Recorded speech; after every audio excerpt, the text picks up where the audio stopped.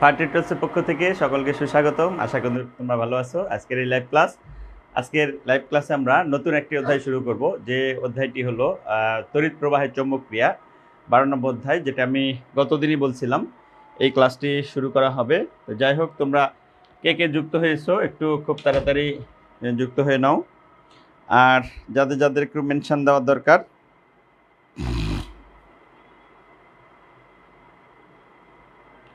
যাদেরকে একটু মেনশন দেওয়ার দরকার, খুব তাড়াতাড়ি একটু মেনশন দিয়ে দাও, যাতে আমরা খুব তাড়াতাড়ি সবাই যুক্ত হয়ে যেতে পারি।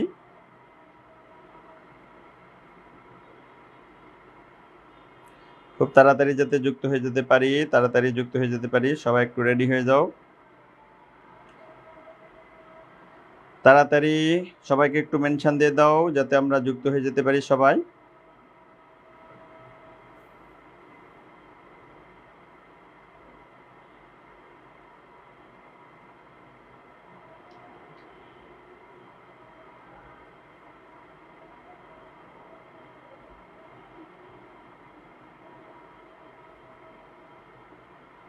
তাড়াতাড়ি সবাই একটু যুক্ত হয়ে যাব।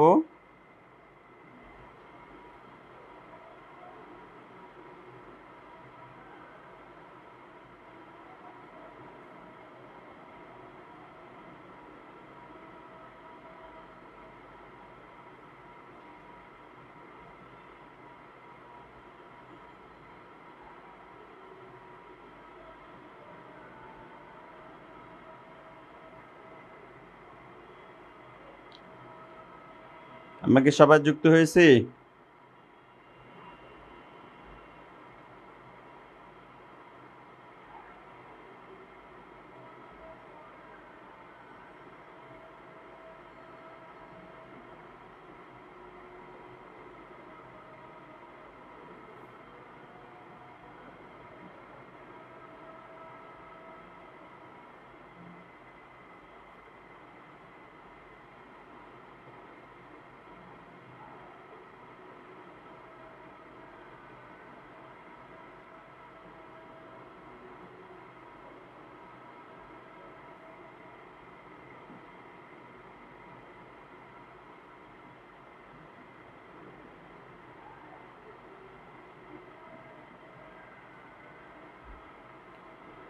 সবাই যুক্ত আছো না?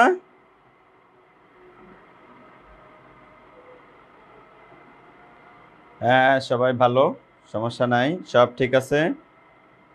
আজকে আমরা নতুন অধ্যায় শুরু করব,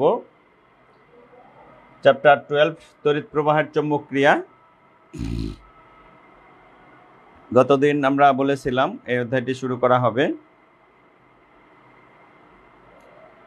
কোন অধ্যায় পড়াবেন তার একটা চার্ট দিলে ভালো হতো। আমরা এরপরে আজকে 12 অধ্যায় পড়ানোর পরে এই অধ্যায়টা শেষ করব, 3টা বা 4টা ক্লাসে শেষ করব। শেষ করার পরে একদম আমরা প্রথম থেকে শুরু করব, অর্থাৎ 2 অধ্যায় থেকে শুরু করে পর্যায়ক্রমে আমরা সামনের দিকে আসবো আর কি। অথবা একদম 1 অধ্যায় থেকেও শুরু করতে পারি, 1 অধ্যায় থেকে শুরু করে একদম পর্যায়ক্রমে আমরা অধ্যায়গুলি শুরু করবো আর কি। একদম প্রথম থেকে শুরু করে শেষ পর্যন্ত আসবো, প্রথম থেকে শুরু করে শেষ পর্যন্ত আসবো, এরকম একটা চিন্তা ভাবনা করছি। দেখি কি অবস্থা হয়। সব কথা ঠিক আছে তো? কথাবার্তা ঠিক আছে? শোনা যায় ভালো করে? সব কিছু শোনা যায়? কথা ঠিক শোনা যায়? ক্লিয়ার শোনা যায়?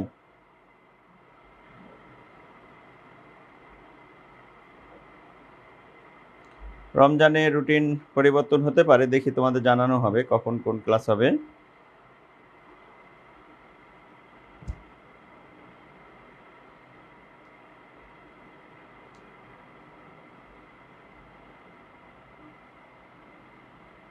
আচ্ছা, তাহলে আমরা শুরু করি, তারপরে দেখি কি অবস্থা হয়।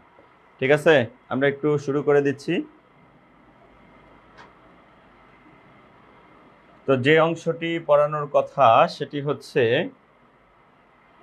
দেখো, তড়িৎ প্রবাহের চৌম্বক ক্রিয়া, এটা হলো আমাদের অধ্যায়। আর এই অধ্যায়ের প্রথম যে কথাটি বলা হবে সেটি হচ্ছে চুম্বক, তড়িৎ প্রবাহের চৌম্বক ক্রিয়া। তাহলে প্রথম কথায় বলা হবে চুম্বক কাকে বলে।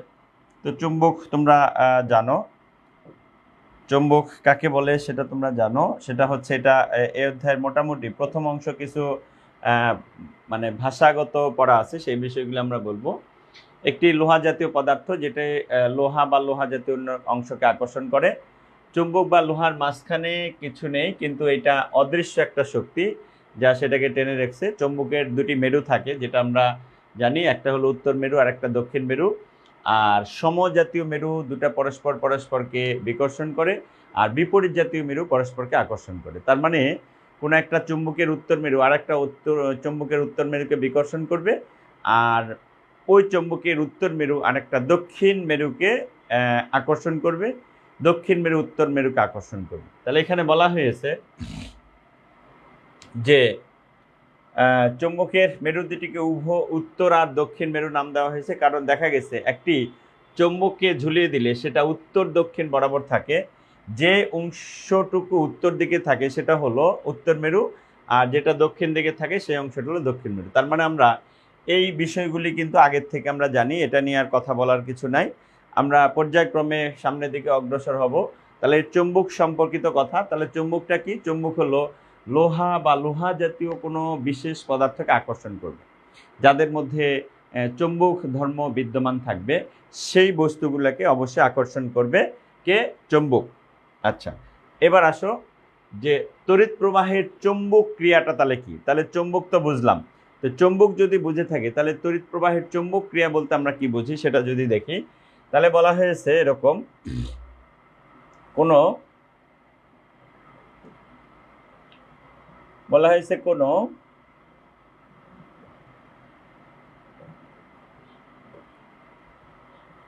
কোনো পরিবাহীকে ভিতর দিয়ে প্রবাহিত চারপাশের চুম্বকের সৃষ্টি হয়। ভালো করে খেয়াল করো, বলা হয়েছে কি যে কোনো পরিবাহীর ভিতর দিয়ে যখন বিদ্যুৎ প্রবাহিত হবে, কোনো পরিবাহীর ভিতর দিয়ে বিদ্যুৎ প্রবাহিত হলে তার চারপাশে একটা চৌম্বক ক্ষেত্র তৈরি হবে। যেমন তড়িতের চারপাশে তড়িৎ ক্ষেত্র তৈরি হয়, চুম্বকের চারপাশে চৌম্বক ক্ষেত্র তৈরি হয়। কোনো একটা চৌম্বক রাখলে একটা নির্দিষ্ট এরিয়া জুড়ে কি করে? নির্দিষ্ট এরিয়া জুড়ে আকর্ষণ বা বিকর্ষণ করে। তো যে অঞ্চল জুড়ে আকর্ষণ বা বিকর্ষণ করার ক্ষমতা লাভ করে সেটাকেই বলবো আমরা চৌম্বক ক্ষেত্র। আবার তড়িৎ নির্দিষ্ট এরিয়া জুড়ে আকর্ষণ বা বিকর্ষণ করার ক্ষমতা রাখে, অর্থাৎ চার্জিত বস্তু একটা নির্দিষ্ট এরিয়া জুড়ে আকর্ষণ বা বিকর্ষণ করার ক্ষমতা রাখে, সেটাকে আমরা কি বলবো? সেটাকে আমরা বলবো হচ্ছে তড়িৎ ক্ষেত্র। ঠিক একইভাবে বলা হচ্ছে কোনো পরিবাহকের ভিতর দিয়ে তড়িৎ প্রবাহিত হলে এর চারপাশে একটা চৌম্বক ক্ষেত্রের সৃষ্টি হয়, একেই তড়িৎ প্রবাহের চৌম্বক ক্রিয়া বলা হবে। এখন এর সাথে সাথে আর একটা বিষয় যেটা বলা হয়েছে সেটা হলো সলিনয়েড কি। দেখো তো সলিনয়েড, এটা খুবই একটা গুরুত্বপূর্ণ বিষয়। সলিনয়েডটা কি? সলিনয়েডটা হলো এরকম যে একটি লম্বা অন্তরিত তারকে স্প্রিংয়ের মতো বহু পাক করে ঘন সন্নিবেশিত করে সাজালে বা কয়েল করে কুণ্ডলী তৈরি করলে এর মধ্য দিয়ে তড়িৎ প্রবাহিত হয়, ফলে বলরেখাগুলি ঘনীভূত হয়। তার মানে আমরা লম্বা একটা মনে করো তার নিলাম, সেই তারটাকে আমরা মনে করো সাজাবো এইভাবে, লম্বা একটা তার নিয়ে মনে করো আমরা সাজাচ্ছি এইভাবে,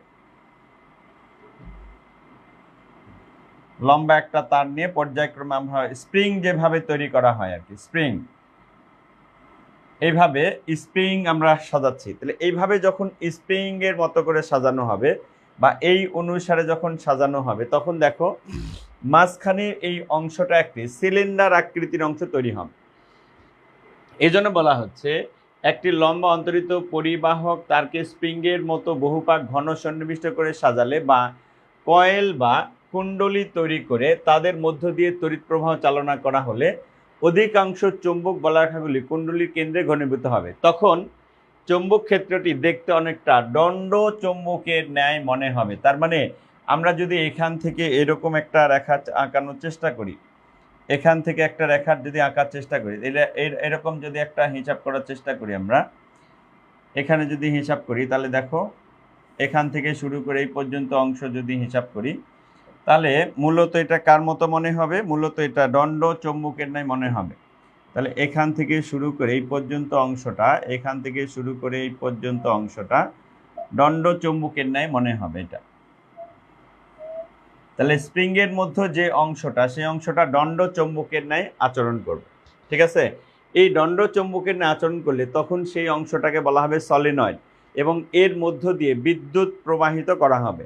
তাহলে এর মধ্য দিয়ে বিদ্যুৎ প্রবাহিত করা হবে, তার মানে আমরা যদি এখান থেকে একটা কানেকশন এর মধ্যে দিয়ে দিই, আর এখান থেকে আরেকটা কানেকশন যদি এর মধ্যে দিয়ে সংযুক্ত করে দিই, তাহলে এই কুণ্ডলীর মধ্য দিয়ে কি হবে, কুণ্ডলীর মধ্য দিয়ে বিদ্যুৎ প্রবাহিত হওয়া শুরু হবে। তো যখনই এই কুণ্ডলীর মধ্য দিয়ে বিদ্যুৎ প্রবাহিত শুরু হবে, তখন এই যে কুণ্ডলীর মতো যে অংশটা বা এই অংশটা দণ্ডর মতো অংশটা তৈরি হয়েছে, তখন সেটাকে বলা হবে সলিনয়েড। এই জন্য বলা হলো চোঙের উপরে তার পেঁচিয়ে তৈরি করা যেতে পারে, তারের প্রতিটি পাক বেলুনের অক্ষের সাথে লম্বভাবে অবস্থান করে। তার মানে এটা যদি বেলুন হয়, তাহলে প্রত্যেকটা পাক দেখো এর সাথে কি অবস্থায় থাকে, এই অবস্থায় লম্বভাবে অবস্থান করে। তাহলে এই রকম একটা পরিবাহী তার দ্বারা যদি আমরা কুণ্ডলীর মতো তৈরি করি, তখন সেই অংশটাকে বলা হবে সলিনয়েড। আচ্ছা, এখন যদি বলা হয় তাড়িত চৌম্বকটা কি, তাড়িত চৌম্বকটা কি সেটা যদি আমরা বলি, তাড়িত চৌম্বক বলতে আমরা কি বুঝি? এই যে সলিনয়েড যে বললাম, আমরা যে এর আগে যে অংশটা বললাম, এই যে সলিনয়েড যে আঁকলাম, এখান থেকে শুরু করে এইভাবে একটা প্যাচ দিয়ে যে সলিনয়েড তৈরি করছি, প্যাচ দিয়ে আমরা একটা সলিনয়েড তৈরি করছি। সলিনয়েড তৈরি করে এখানে কি করছি, এখানে আমরা একটা লম্বা পরিবাহী দণ্ড সংযুক্ত করে দিলাম এর মধ্য দিয়ে, এর মধ্য দিয়ে একটা সংযুক্ত করে দেওয়া হলো। তাহলে আমরা এখান থেকে যখন এরকম একটা পরিবাহী তার সংযুক্ত করে দিব,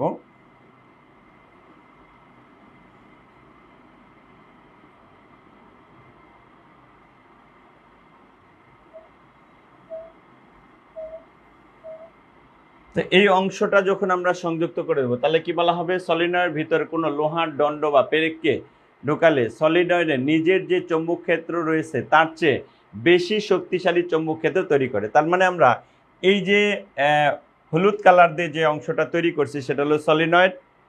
এই সলিনয়েডের মধ্যে আমরা একটা কি করতেছি, সলিনয়েডের মধ্যে একটা লোহার দণ্ড বা পেরেক প্রবেশ করাচ্ছি। তাহলে কি হবে, এই সলিনয়েডটা আগে যে অবস্থায় ছিল, এই শক্তিশালী অর্থাৎ লোহার পেরেকটি এখানে প্রবেশ করানোর পরে এই চৌম্বকের স্থায়িত্বটা আরও বেশি হয়ে যাবে। যখন এই চৌম্বকের স্থায়িত্বটা বেশি হয়ে যাবে, তখন এই মিলিত অবস্থায়, তার মানে তড়িৎ এবং চৌম্বক দুটো একসাথে কাজ করলে তখনই সেটাকে বলা হবে তাড়িত চৌম্বক। এই যে দেখো, ফলে কি বলা হয়েছে দেখো, ফলে সলিনয়েড থেকে বেশি চৌম্বক ক্ষেত্র পাওয়া যায়।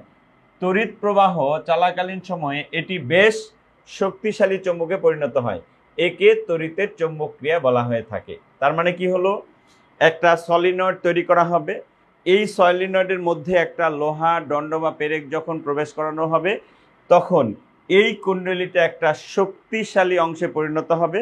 যখনই এটা একটা শক্তিশালী অংশে পরিণত হবে, তখন দেখা যাবে সেই অংশটা চৌম্বকত্ব বেশি হবে। আবার অনেক সময় যেটা দেখা যাবে সেটা হলো, অনেক সময় এরকম ইউ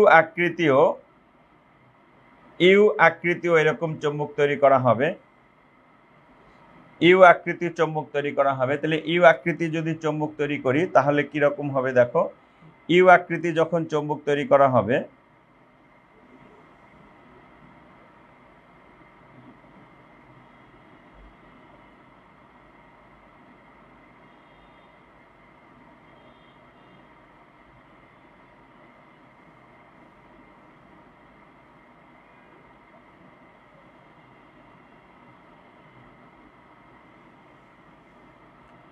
এরকম ইউ আকৃতির একটা চৌম্বক, এই চৌম্বকের মাঝে কি করা হবে দেখো, এই চৌম্বকের মাঝে যখনই আমরা তার পেঁচায় দেব, এইভাবে একটা তার পেঁচায় দেওয়া হবে, তার পেঁচায় দিয়ে এর মধ্য দিয়ে বিদ্যুৎ প্রবাহিত করা হবে।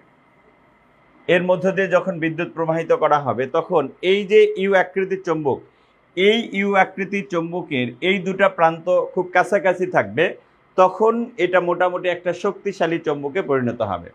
এই জন্য এখানে বলা হয়েছে দেখো, যে সলিনয়েডের যে প্রান্তের দিকে তড়িৎ প্রবাহ ঘড়ির কাঁটার দিকে ঘোরে, সেই অংশটাকে বলা হবে দক্ষিণ মেরু সৃষ্টি করতে পারে, আর যে তড়িৎ প্রবাহ ঘড়ির কাঁটার বিপরীত দিকে ঘোরে, সেই প্রান্তে উত্তর মেরু সৃষ্টি করতে পারে। আবার এই যে দেখো বলা হয়েছে, যখন কোনো চৌম্বক শলাকাকে, এই যে যখন কোনো চৌম্বক শলাকে সলিনয়েডের এ প্রান্তে আনা হয়, তখন দক্ষিণ মেরু আকৃষ্ট হয়, আর বি প্রান্তে আনা হলে তখন সেটা উত্তর মেরু সৃষ্টি হয়, আকর্ষণ হয়। তো এই যে ব্যাখ্যাগুলো, অর্থাৎ সলিনয়েড কি, সলিনয়েডের মধ্যে যখন বিদ্যুৎ বা চুম্বক প্রবেশ করানো হবে তখন তার অবস্থাটা কি হবে, আবার মনে করো এর মধ্য দিয়ে বিদ্যুৎ প্রবাহ আসলে কি অবস্থা তৈরি হবে, এই ব্যাখ্যাগুলো এখান থেকে বলা হবে। এবার যখন আমরা বলবো তাড়িত চৌম্বকের ক্ষেত্রে আরেকটা ব্যাখ্যা আছে, সেটা হলো যে বলা হলো যে তাড়িত চৌম্বক, এখানে কিছু বিষয় আছে, সেটা হলো দেখো আবিষ্ট তড়িৎ প্রবাহ বা আবিষ্ট ভোল্টেজ কাকে বলা হবে, তারপরে আবিষ্ট ভোল্টেজ কি, এই অংশটা যদি বলি তাহলে বলা হচ্ছে এরকম যে একটি গতিশীল চৌম্বক, ভালো করে খেয়াল করবা, একটি গতিশীল চৌম্বক বা তড়িৎবাহী বর্তনীর দূরত্ব বা তড়িৎ প্রবাহের পরিবর্তনের সাহায্যে অন্য একটি সংঘবদ্ধ বর্তনী ক্ষণস্থায়ী ভোল্টেজ উৎপন্ন হয়, এই ভোল্টেজকে আবিষ্ট ভোল্টেজ বলা হবে। আচ্ছা, আমি এখানে স্বাভাবিকভাবে একটা কথা বলতেছি, ভালো করে খেয়াল করো, একদম সাধারণভাবে একটা কথা বলতেছি, আমার কথাটা একটু মনোযোগ সহকারে শোনো সবাই, আমার কথাটা মনোযোগ সহকারে শোনো, আমার কথাটা মনোযোগ সহকারে শোনো তো সবাই। আচ্ছা, যে কথাটা বলতেছিলাম ভালো করে একটু মনোযোগ সহকারে শুনতে হবে। কোনটা? যে মনে করো একটা চুম্বক এখানে আছে, মনে করো একটা চুম্বক, এখানে মনে করো একটা চুম্বক রাখা আছে, এই অংশটা একটা চুম্বক, যে চুম্বকের এটা হলো উত্তর মেরু আর এটা হলো দক্ষিণ মেরু। একটা চুম্বক রাখছি, এই চুম্বকের একটা উত্তর মেরু দক্ষিণ, ভালো করে খেয়াল করবা কিন্তু, একটা চুম্বকের উত্তর মেরু একটা দক্ষিণ মেরু। এখন আমি যদি এইখানে মনে করো একটা, এখানে মনে করো একটা লোহার দণ্ড নিয়ে আসি,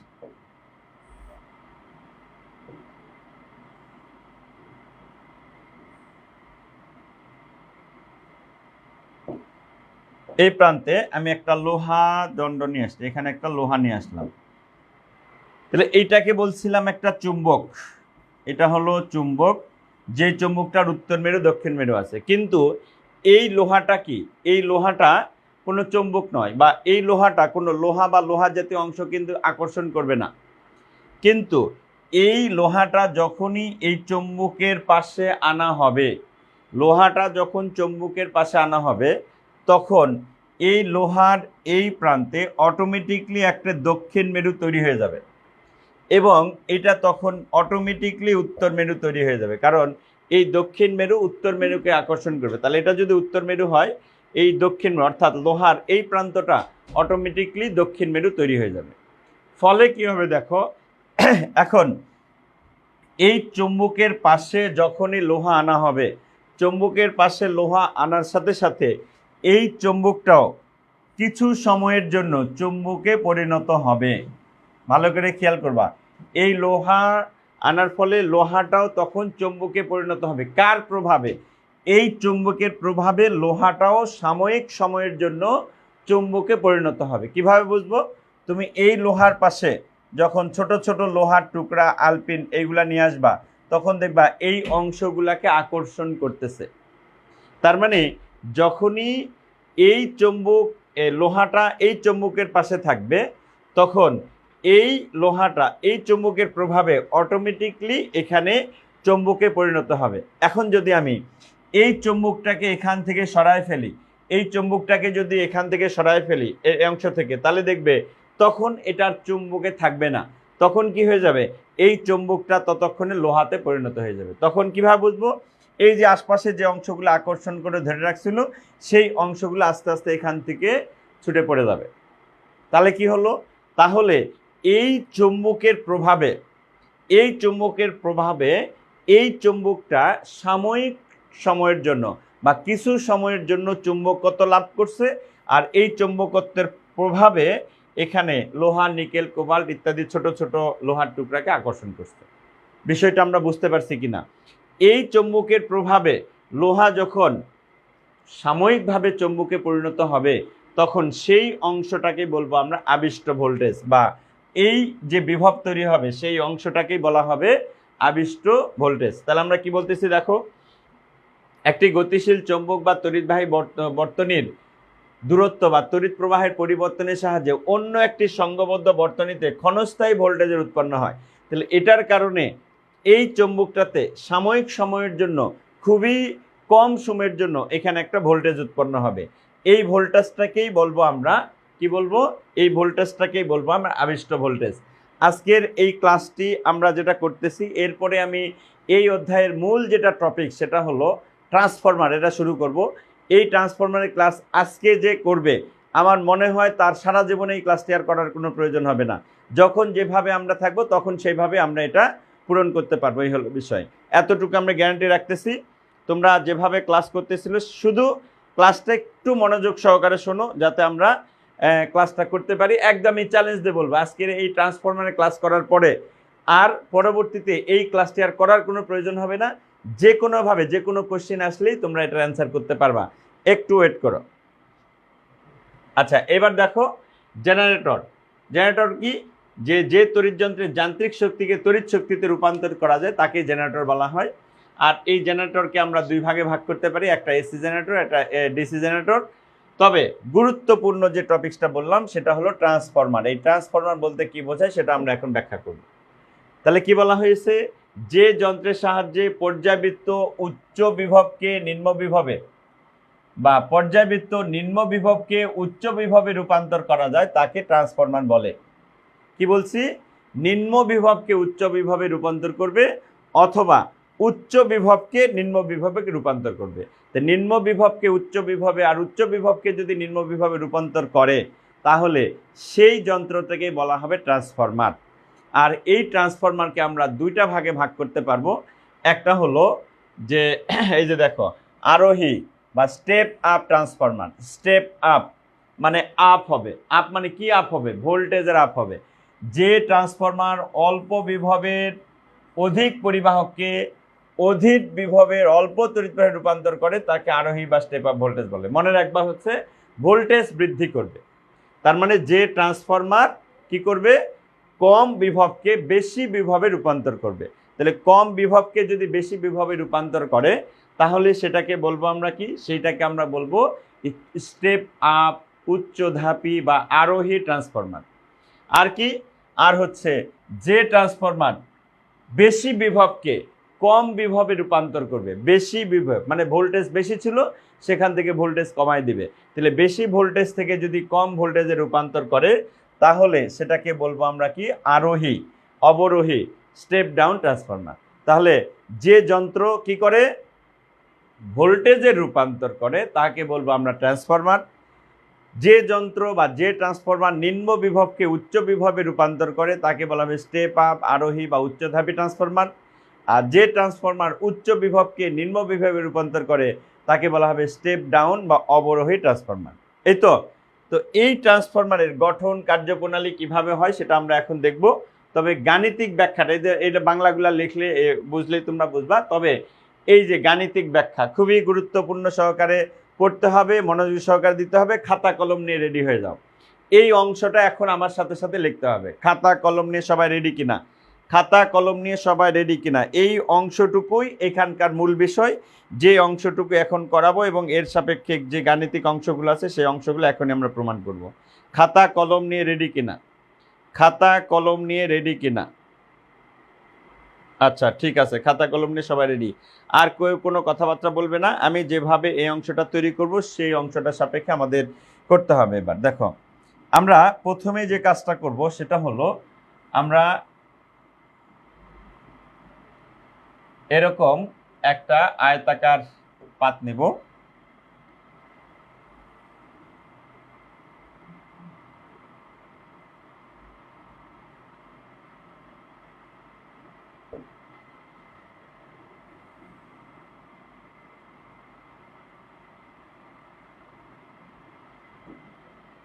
এরকম কতগুলি আয়তাকার পাত আমরা সাজাবো।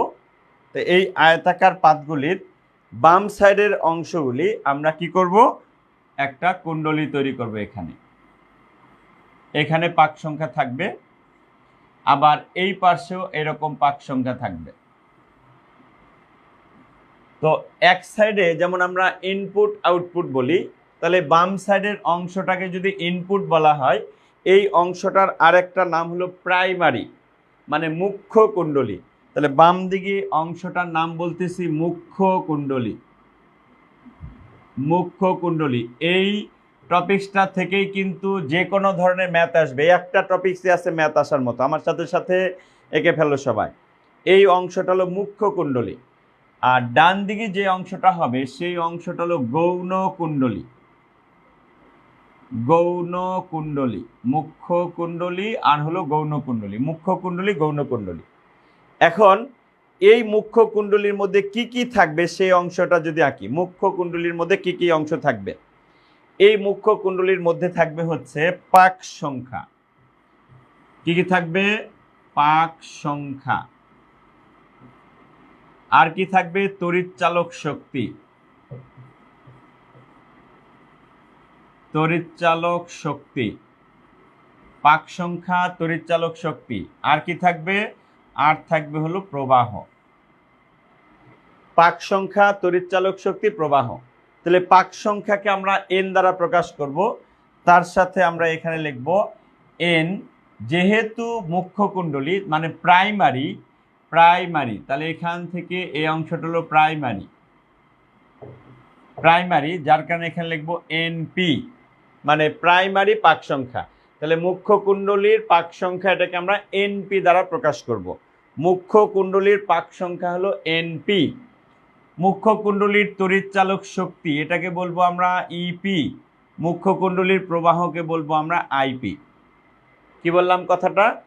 যে মুখ্য কুণ্ডলী প্রাইমারি, প্রাইমারি থেকে আসলো পি, তাহলে মুখ্য কুণ্ডলীর পাক সংখ্যা এনপি, মুখ্য কুণ্ডলীর তড়িৎচালক শক্তি ইপি, মুখ্য কুণ্ডলীর প্রবাহ হলো আইপি। ঠিক আছে? এবার যদি আমরা ডান পাশে যাই, তাহলে এটা হলো গৌণ কুণ্ডলী। গৌণ কুণ্ডলীর পাক সংখ্যা, গৌণ কুণ্ডলীর পাক সংখ্যা হলো এনএস, তড়িৎচালক শক্তি হবে ইএস, আর প্রবাহ হলো আইএস। তাহলে এইখানে তিনটা, এইখানে তিনটা, তিনটা তিনটা ছয়টা আমরা বুঝতে পারছি কিনা? মুখ্য কুণ্ডলীর পাক সংখ্যা, পাক এই যে প্যাচ যেটা, সেটা হলো এন, তার মানে এনপি। তড়িৎচালক শক্তি যেটাকে বলবো আমরা ইপি, আর মুখ্য কুণ্ডলীর প্রবাহকে বলবো হলো আইপি। তাহলে পাক সংখ্যা, তড়িৎচালক শক্তি, প্রবাহ। তাহলে মুখ্য কুণ্ডলীর পাক সংখ্যা হলো এনপি, তড়িৎচালক শক্তি ইপি, প্রবাহ হলো আইপি। আবার গৌণ কুণ্ডলী যখন যাব তখন সেটাকে বলবো এনএস, তড়িৎচালক শক্তি ইএস, আবার প্রবাহ বলবো আইএস। তাহলে আমরা এই ছয়টা মান সম্পর্কিত বুঝছি কিনা? এই ছয়টা মান সবাই ক্লিয়ার হয়েছে কিনা? এই ছয়টা বিষয় সবাই ক্লিয়ার হয়েছে কিনা? মুখ্য কুণ্ডলীর, আবার বলতেছি, মুখ্য কুণ্ডলীর পাক সংখ্যা এনপি, তড়িৎচালক শক্তি ইপি, প্রবাহ হলো আইপি। মুখ্য গৌণ কুণ্ডলী, গৌণ মানে কি? সেকেন্ডারি, সেকেন্ডারির জন্য আসছে হলো এস। সেকেন্ডারি, সেকেন্ডারি, এস মানে হলো সেকেন্ডারি। যেমন তোমরা এখন সেকেন্ডারিতে পড়ো, প্রাইমারিতে ছিলে, এরপরে যখন কলেজে উঠবে তখন সেটা হবে হায়ার সেকেন্ডারি। তাহলে এই অংশটা হলো প্রাইমারি, এই অংশটা হলো সেকেন্ডারি। একটা হলো প্রাইমারি আর একটা হলো সেকেন্ডারি, প্রাইমারি সেকেন্ডারি। ঠিক আছে? আচ্ছা, এইবার ভালো করে খেয়াল করো। মুখ্য কুণ্ডলী পাক সংখ্যা এনপি, তড়িৎচালক শক্তি ইপি, প্রবাহ হলো আইপি। গৌণ কুণ্ডলী পাক সংখ্যা এনএস, তড়িৎচালক শক্তি ইএস, আর প্রবাহ হলো আইএস। ঠিক আছে? আচ্ছা, এইবার আমরা যেটা বলবো সেটা হচ্ছে যে তড়িৎচালক শক্তি, এই কথাটা মনে রাখতে হবে, তড়িৎচালক শক্তি পাক সংখ্যার সমানুপাতিক। তড়িৎচালক শক্তি পাক সংখ্যার সমানুপাতিক। তাহলে তড়িৎচালক শক্তি পাক সংখ্যার যদি সমানুপাতিক হয়, তাহলে আমরা এখান থেকে বলবো ইপি সমানুপাতিক এনপি। তার মানে এখানে পাক সংখ্যা বা প্যাচের সংখ্যা যত বেশি থাকবে, এখানে তড়িৎচালক শক্তির পরিমাণ তত বেশি হবে। কি বলছি? কুণ্ডলীর তড়িৎচালক শক্তি পাক সংখ্যার সমানুপাতিক। কুণ্ডলীর তড়িৎচালক শক্তি পাক সংখ্যার সমানুপাতিক। এই জন্য আমরা এখানে বলছি ইপি সমানুপাতিক এনপি, ইপি সমানুপাতিক এনপি। তাহলে তড়িৎচালক শক্তি মানে ইপি, পাক সংখ্যা হলো এনপি, তাহলে ইপি সমানুপাতিক এনপি। আমরা বিষয়টা বুঝছি কিনা? তড়িৎচালক শক্তি পাক সংখ্যার সমানুপাতিক, এই কথা মনে রাখতে হবে। তড়িৎচালক শক্তি পাক সংখ্যার সমানুপাতিক, আমরা কি বুঝছি সবাই? তড়িৎচালক শক্তি পাক সংখ্যার সমানুপাতিক, বুঝছি কিনা? তড়িৎচালক শক্তি পাক সংখ্যার সমানুপাতিক, বুঝেছি কিনা? তার মানে যেখানে পাক সংখ্যা যত বেশি থাকবে, যেখানে মুখ্য মানে আমরা যেখানে প্রাইমারি, এই যে প্রাইমারিটা হলো মুখ্য আর এই পাশের যেটা থাকবে সেটা হলো সেকেন্ডারি, তার মানে আবেশ প্রক্রিয়ায় যেখানে তড়িৎচালক শক্তি প্রবাহ পাবো সেই অংশগুলো হলো সেকেন্ডারি, যেটাতে ভোল্টেজ সরাসরি দেওয়া হবে, মানে ইনপুট, যেখানে ইনপুট সরাসরি প্রয়োগ করা হবে সেটা হলো মুখ্য কুণ্ডলী, আর যেটাতে পাওয়া যাবে সেই অংশটা হলো গৌণ কুণ্ডলী। ঠিক আছে? আচ্ছা, তাহলে আমরা যদি এখন এখান থেকে ক্লিয়ার করি, ইপি সমানুপাতিক এনপি, তাহলে মুখ্য কুণ্ডলীর তড়িৎচালক শক্তি পাক সংখ্যার সমানুপাতিক। তাহলে আমরা এখান থেকে যদি এইভাবে খেয়াল করি, দেখো ইপি সমান কে ইন্টু এনপি, তাহলে আমরা এখানে কি করলাম, যে সমানুপাতিক চিহ্নটাকে উঠায় দিলাম, আর সমানুপাতিক চিহ্ন উঠায় দেওয়ার সাথে সাথে এখানে একটা সমানুপাতিক ধ্রুবক নিয়ে আসলাম, সমানুপাতিক উঠায় দেওয়ার সাথে সাথে একটা সমান চিহ্ন, একটা সমানুপাতিক ধ্রুবক নিয়ে আসলাম। এবার ডান পাশের অংশ আসি, যেহেতু এটা প্রাইমারির জন্য লিখলাম, সেকেন্ডারির জন্য যখন লিখি তখন এখানে কি লিখবো, ইএস সমানুপাতিক এনএস। তাহলে মুখ্য কুণ্ডলীর তড়িৎচালক শক্তি যেমন পাক সংখ্যার সমানুপাতিক, তাহলে গৌণ কুণ্ডলীর তড়িৎচালক শক্তিও পাক সংখ্যার সমানুপাতিক। তাহলে ইএস সমান সমান যেটা বলা হবে কে এন এস, এটা হলো 2 নম্বর সমীকরণ।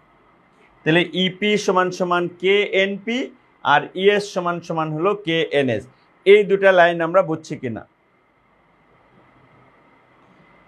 ইপি সমান কে এনপি আর ইএস সমান কে এন এস, দেখো এই দুটো অংশ আমরা বুঝেছি কিনা? ইপি সমান সমান কে এনপি, ইএস সমান সমান কে এন এস, আমরা কি বুঝেছি? ইপি সমান কে এনপি, ইএস সমান সমান কে এন এস। কে হলো সমানুপাতিক ধ্রুবক, এর কোনো সুনির্দিষ্ট মান নাই। কে হলো সমানুপাতিক ধ্রুবক, এর কোনো নির্দিষ্ট মান নাই। এখন আমরা কি করব, 1/2, মানে 1 নম্বর সমীকরণকে 2 নম্বর সমীকরণ দ্বারা ভাগ করব। তাহলে 1 নম্বর সমীকরণকে 2 নম্বর সমীকরণ দ্বারা যদি ভাগ করি তাহলে কি হবে, দেখো বাম দিকের গুলা বাম দিকে ভাগ, ডান দিকের গুলা ডান দিকে ভাগ। তাহলে এখানে হলো ইপি, এখানে হলো ইএস, তাহলে ইপি কে ইএস দ্বারা ভাগ করব, তাহলে ইপি ভাগ ইএস সমান ডান পাশে কি থাকবে, এখানে থাকবে কে এনপি, এখানে লিখবো কে এনপি, ডান দিকে লিখবো হচ্ছে কে এনএস। তাহলে ইপি ভাগ ইএস সমান সমান, এখন দেখো কে এবং কে কেটে যাবে, কে এবং কে কেটে যাবে, তো যদি কে এবং কে কেটে যায় তাহলে এখান থেকে আমাদের সূত্র হলো ইপি ভাগ ইএস সমান সমান এনপি ডিভাইডেড বাই এনএস। এটা হলো আমাদের সূত্র, এটা হচ্ছে আমাদের সূত্র।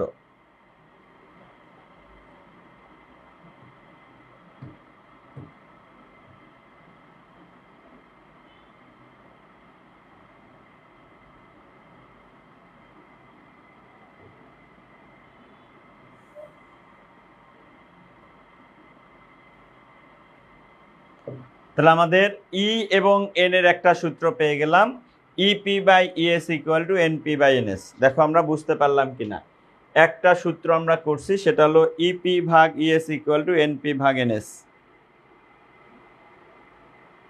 ই এর জায়গায় যদি ভি দেওয়া হয় সমস্যা নাই, কারণ আমরা দেখছিলাম তড়িৎচালক শক্তি আর বিভব দুটা সমান, যার কারণে আমরা ই এর পরিবর্তে ভি লিখলেও কোনো সমস্যা হবে না, ই এর পরিবর্তে ভি লিখলেও সমস্যা হবে না, ই এর পরিবর্তে ভি লিখলেও সমস্যা হবে না। তাহলে আমরা একটা সূত্র পাইলাম যে ইপি বাই ইএস সমান সমান এনপি ভাগ এনএস। বুঝেছি? ইপি ভাগ ইএস সমান সমান কি পাইলাম, ইপি ভাগ ES equal to NP divided by NS. বুঝছি কিনা? আচ্ছা, একটা পার্ট আমরা এখান থেকে পাইলাম। এইবার পরের অংশটা যদি দেখি, আমরা এখান থেকে দেখো তড়িৎচালক শক্তি পাইছি ইপি, প্রবাহ পাইছি কি আইপি। তাহলে তড়িৎচালক শক্তি ইপি, প্রবাহ হলো আইপি। তড়িৎচালক শক্তি আর প্রবাহ গুণ করলে কিন্তু ক্ষমতা হয়। তাহলে এখন যদি আমরা বলি প্রাইমারি পাওয়ার কত হবে বলো, প্রাইমারি পাওয়ার, তাহলে প্রাইমারি পাওয়ার যদি আমরা বলি পিপি সমান সমান IP into EP. Primary power যদি আমরা বলি, প্রাইমারি পাওয়ার হলো পিপি সমান সমান আইপি ইন্টু ইপি। তার মানে তড়িৎ প্রবাহ আইপি আর তড়িৎ চালক শক্তি হলো ইপি। তাহলে আইপি আর ইপি এই দুটার গুণফল হচ্ছে পিপি। তাহলে পিপি সমান সমান যেটা হবে সেটা হলো IP into EP. Primary power মানে মুখ্য কুণ্ডলীর ক্ষমতা কত, তাহলে মুখ্য কুণ্ডলীর ক্ষমতা বের করব হলো PP, PP equal to IP into EP. একইভাবে যদি আমরা গৌণ কুণ্ডলীর ক্ষমতা নির্ণয় করতে চাই, তাহলে গৌণ কুণ্ডলীর ক্ষমতা হলো পিএস সমান সমান কি হবে, আইএস ইন্টু ইএস। ইএস তাহলে প্রাইমারি পাওয়ার ইকুয়াল টু প্রবাহ গুণন তড়িৎ চালক শক্তি, আবার সেকেন্ডারি পাওয়ার মানেও হলো তড়িৎ প্রবাহ ইন্টু তড়িৎ চালক শক্তি। এখন দেখো একই তো ট্রান্সফরমার, একই ট্রান্সফরমারের ক্ষেত্রে মুখ্য কুণ্ডলীর ক্ষমতা আর গৌণ কুণ্ডলীর ক্ষমতা এই দুটি পরস্পর সমান থাকবে।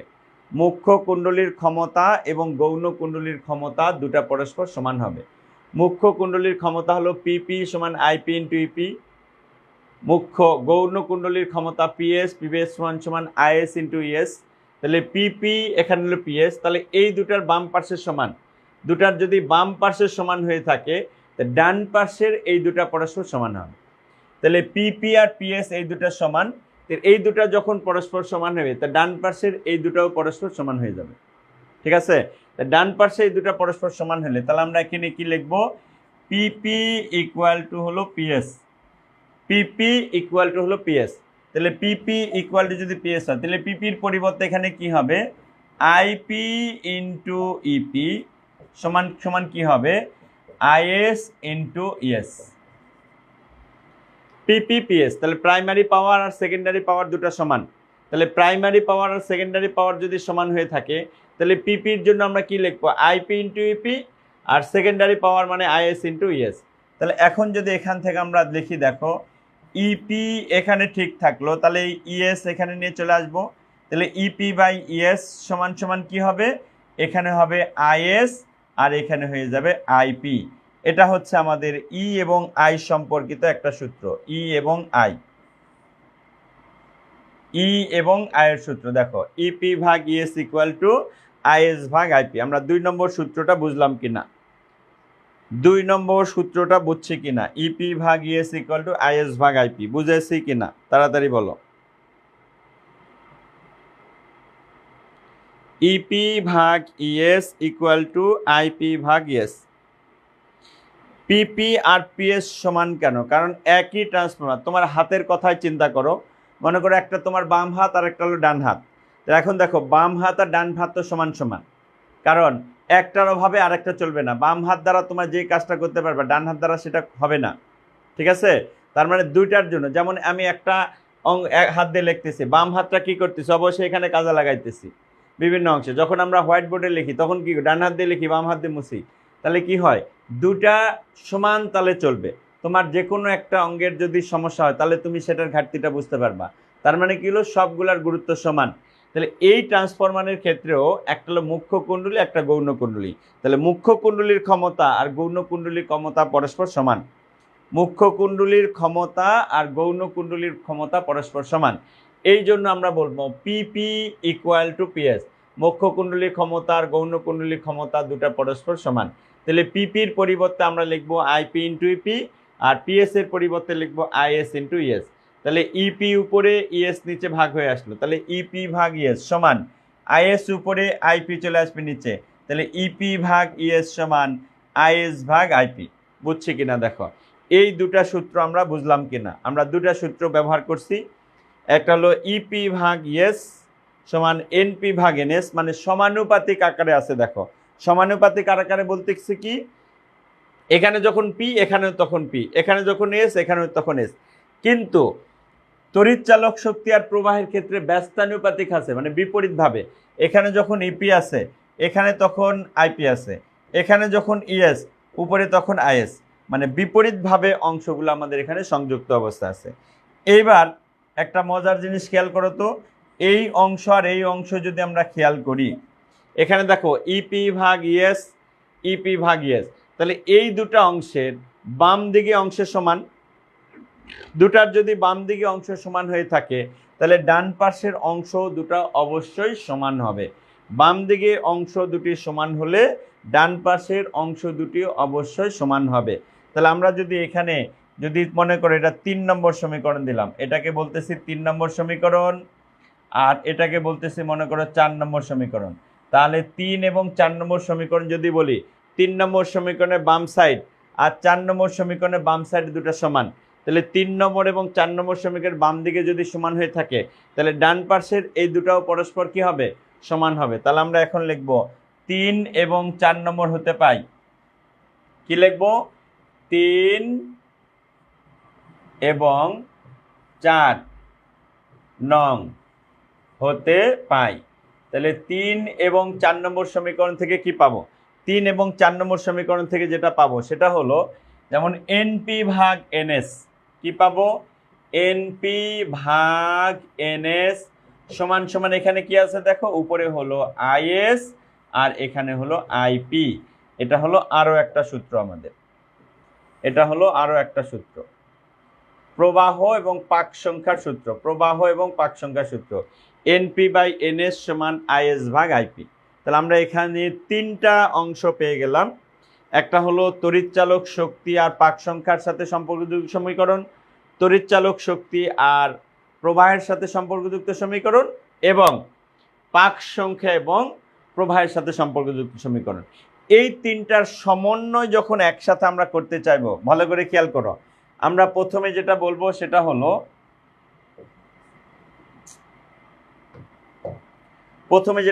সেটা হলো, এরকম দেখো, ইপি ভাগ ইএস সমান এনপি ভাগ এনএস সমান কি হবে? সমান হবে আইএস ভাগ আইপি। এই লাইনটা যদি আমরা মুখস্থ রাখি, এই অংশটা যদি আমরা মুখস্থ রাখি, এই লাইনটা যদি মুখস্থ রাখি, ইপি ভাগ ইএস এনপি ভাগ এনএস ইকুয়াল টু আইএস ভাগ আইপি, এই লাইনটা যদি মুখস্থ রাখি, এই লাইনটা থেকেই আমরা 3টা অংশ অলরেডি পেয়ে যাব।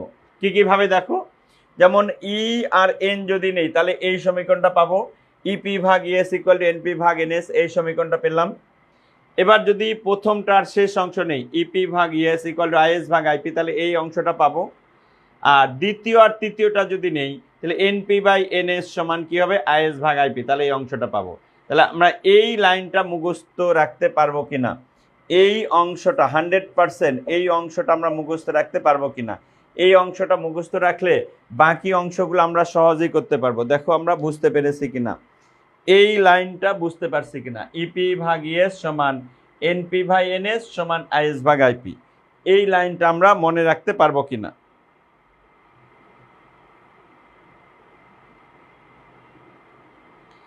এই লাইনটা মনে রাখতে পারবো না, ইপি ভাগ ইএস এনপি ভাগ এনএস সমান আইএস ভাগ আইপি, এই অংশটা মনে রাখলে যে কোনো অংশ আমরা সহজেই করতে পারবো।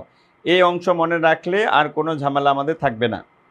তার মানে মনে রাখতে হবে তড়িৎচালক শক্তি পাক সংখ্যার সমানুপাতিক, আর অন্য সবগুলোই ব্যস্তানুপাতিক। মানে ই আর এন, ইঞ্জিনিয়ারিং মনে রাখবা, ইঞ্জিনিয়ারিং সমানুপাতিক, বাকিগুলো সব ব্যস্তানুপাতিক।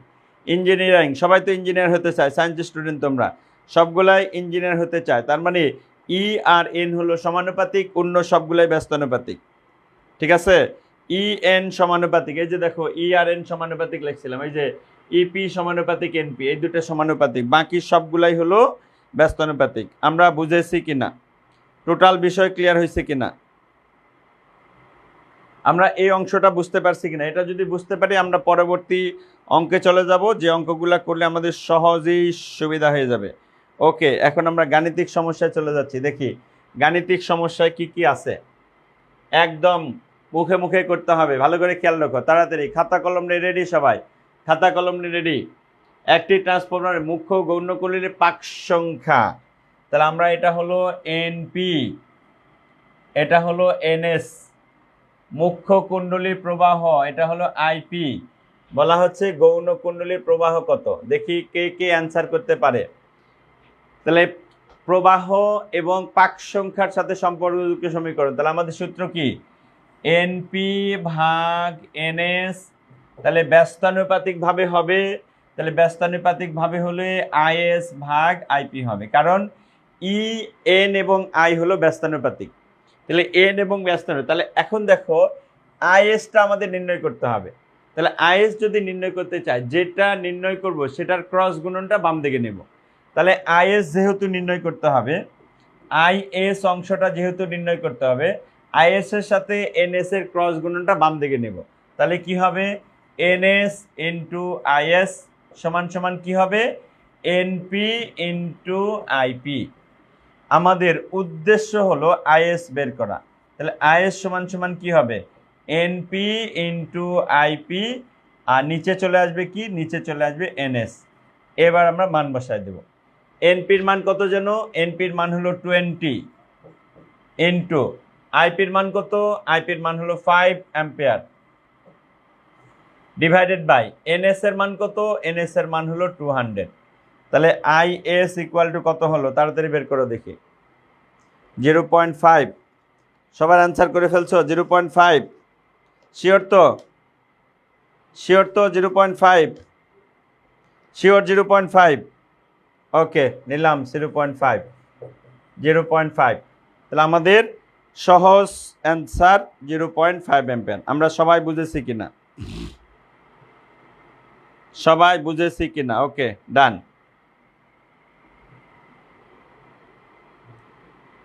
গৌণকুণ্ডলী হলে গৌণকুণ্ডলীর প্রভাব, আইএস এর মান বের করতে হবে। আইএস এর মান হলো শিওর। ওকে, ডান। এইবার এখানে চলে আসো। একটি ট্রান্সফরমারের মুখ্য গৌণকুণ্ডলীর পাক সংখ্যা যথাক্রমে, তার মানে এটা হলো এনপি, এএনপি, এটা হলো এনএস, মুখ্য কুণ্ডলীর ভোল্টেজ এটা হলো ইপি। তাহলে আমাদের এখন ইএস বের করতে হবে, ইএস বের করতে হবে। দেখি কে আগে করতে পারে।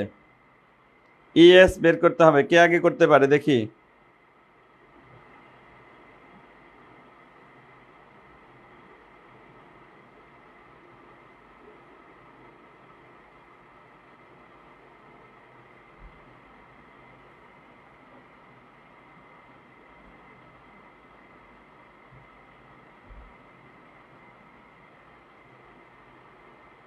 দেখি ইএস কত, কে বের করতে পারে? ইএস কত? ইএস এর মান 440 ভোল্ট। রে বাবা, ইএস এর মান 440 ভোল্ট, শিওর তো? আচ্ছা, তাহলে আমরা এখন একটু ম্যাথ করে দেখি। তাহলে আমরা যদি ইএস এখানে যেটা বের করবো সেটা লিখলাম, ইএস এর নিচে নিচে ইপি লিখবো, equal to E R N তো স্যার সমানুপাতিক। তাহলে এনএসটা চলে যাবে উপরে, এনপি চলে আসবে নিচে। তাহলে ইএস সমান সমান কি হবে, এনএস ভাগ এনপি ইনটু হয়ে যাবে ইপি।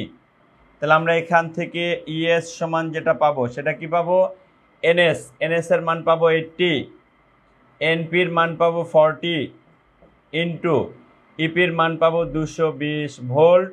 তার মানে ইএস ইকুয়াল টু হলো 440 ভোল্ট। ইয়েস, সকলের অ্যান্সার সঠিক হয়েছে, 440 ভোল্ট। সুন্দর সুন্দর সুন্দর সুন্দর, সবাইকে ধন্যবাদ, অসংখ্য ধন্যবাদ, অসংখ্য ধন্যবাদ। এবার দেখি পরেরটা করেন তাড়াতাড়ি। একটি ট্রান্সফরমারের মুখ্য কুণ্ডলীর প্রবাহ ও ভোল্টেজ, তার মানে এটা হলো আইপি, এটা হলো ইপি। গৌণ কুণ্ডলীর ভোল্টেজ এটা হলো ইএস। তাহলে আমাদের গৌণ কুণ্ডলীর প্রবাহ আইএস কত সেটা বের করতে হবে। দেখি আইএস কে বের করতে পারে, দেখি এটা কে আগে বের করতে পারে। আইএস কে বের করতে পারে তাড়াতাড়ি দেখি, আইএস কত হয় তাড়াতাড়ি, কে আগে বের করতে পারে দেখি। এন তো একক, একক মানে একটা সংখ্যা হবে, একক মানে একটা সংখ্যা, পাক সংখ্যা মানে এত টি আর কি। দেখি এটা আগে করতে পারে কি, আইএস বের করতে হবে। আইএস বের করতে হবে। 10 100-র মধ্যে একটু গ্যাঞ্জাম আছে। এনপির একক, আচ্ছা 10 হবে, শিওর? শিওর 10 হবে তো? 10 অ্যাম্পিয়ার। আচ্ছা দেখি আমরা এখন করে দেখি। আমরা যখন এখানে আইএস বের করব, তাহলে আইএস ভাগ আইপি লিখবো। যেহেতু আয়ের সাথে ই ব্যস্তানুপাতিক সম্পর্ক, তাহলে এখানে লিখবো ইপি ডিভাইডেড বাই, এখানে লিখবো ইএস। তাহলে এখান থেকে আইএস সমান সমান কি আসবে, ইপি ভাগ ইএস ইনটু এখানে চলে আসবে আইপি। দেখো যে অংশটা আমরা বের করতেছি সেটাকে আমরা, আচ্ছা তাহলে আমরা এবার দেখো ইপির পরিবর্তে কত বসাবো, ইপির পরিবর্তে লিখবো 500, ইএস এর পরিবর্তে লিখবো 1000 ইনটু আইপির পরিবর্তে লিখবো 20, নাকি ইপি 500 এবার কত হয় 10 অ্যাম্পিয়ার, শিওর 10 অ্যাম্পিয়ার, 10 অ্যাম্পিয়ার, ওকে 10 অ্যাম্পিয়ার। সবাই যদি বলে 10 অ্যাম্পিয়ার আমিও তাই 10 অ্যাম্পিয়ার, ওকে ডান 10 অ্যাম্পিয়ার নিলাম, 10 অ্যাম্পিয়ার, 10 অ্যাম্পিয়ার। কারণ এখানে 3টা শূন্য, এখানে 3টা শূন্য কাটা যাবে, 5 এর সাথে 10, 5-এর সাথে 2 গুণ করলে 10, ওকে ডান। এইবার আমরা একটু অনুপাত সাপেক্ষে একটু কথা বলি। অনুপাতের ক্ষেত্রে ব্যাখ্যাটা কি হবে সেটা যদি বলি, যদি কোনো অংশ অনুপাত আকারে থাকে আমাদের মান বসানোর সময়ে অবশ্যই অনুপাত আকারেই বসাইতে হবে। যেমন বলা হয়েছে মুখ্য আর গৌণ কুণ্ডলীর পাক সংখ্যার অনুপাত 1:10, তাহলে এইটাকে আমরা এনপি, এটাকে এনএস এইভাবে লিখতে পারবো না। আমাদের শর্তই থাকবে হলো NP is to NS equal to 1:10, তার মানে এনপি উপরে এনএস নিচে, উপরে 1 আর নিচে হবে 10।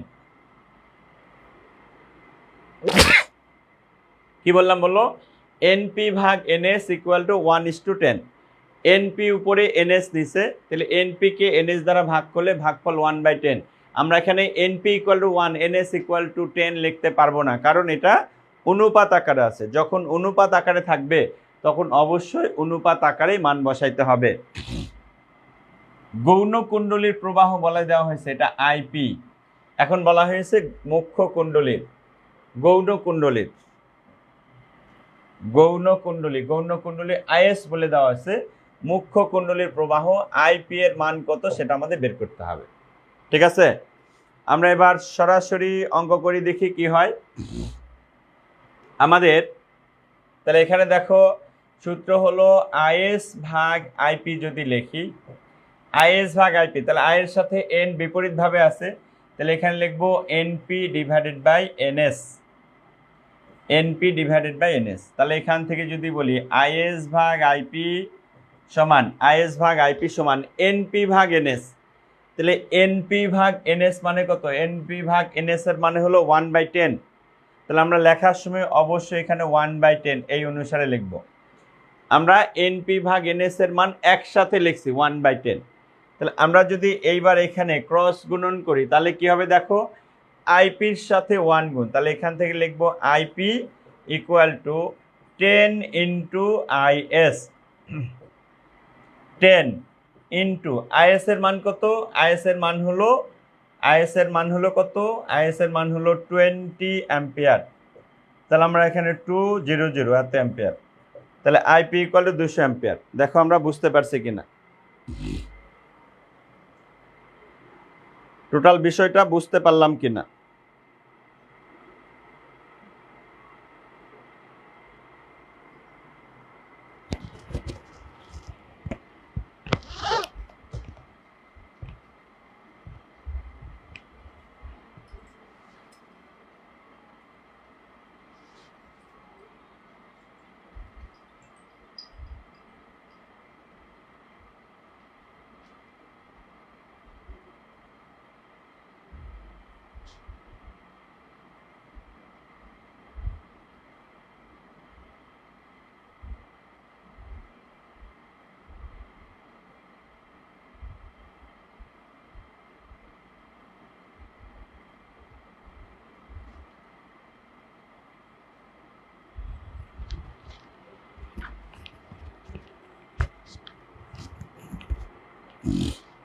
দেখো টোটালটা বুঝতে পেরেছি কিনা, টোটাল অংশটা আমাদের ক্লিয়ার হয়েছে কিনা।